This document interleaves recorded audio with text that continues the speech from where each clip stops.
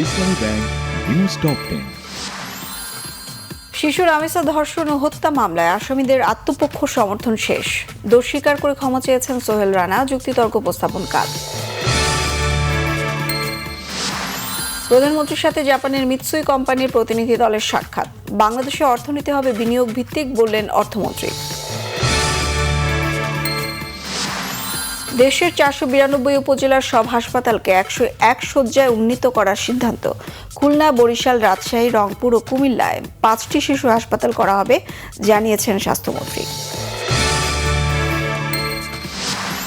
হাদি হত্যার বিচার নিশ্চিত করতে সরকার প্রতিজ্ঞাবদ্ধ। আসামিদের ফিরিয়ে আনতে ভারতের সাথে আলোচনা চলছে, জানিয়েছেন পররাষ্ট্রমন্ত্রী।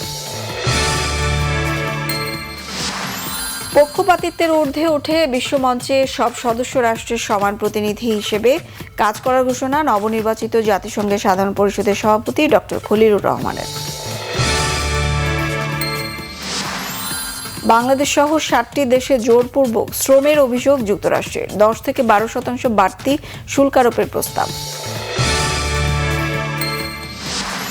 মোহাম্মদপুরের নূরজাহান রোডে আলোচিত ছিনতাইয়ের ঘটনায় জড়িত 2 জনকে গ্রেফতার করেছে পুলিশ। ভুক্তভোগী নারীর ব্যাগপত্র উদ্ধার। সাতক্ষীরার কালীগঞ্জের বসন্তপুর সীমান্তে ভারতীয় সীমান্তরক্ষী বাহিনী বিএসএফ এর গুলিতে 2 বাংলাদেশি আহত। ভারতের দিল্লিতে একটি আবাসিক হোটেলে আগুন, অন্তত 21 জনের মৃত্যু, বাড়তে পারে হতাহতের সংখ্যা। হেক্সা মিশন নিয়ে যুক্তরাষ্ট্রে পা রাখল ব্রাজিল। 13 জুন মরক্কোর বিপক্ষে ম্যাচ দিয়ে বিশ্বকাপ অভিযান শুরু হবে নেইমারদের।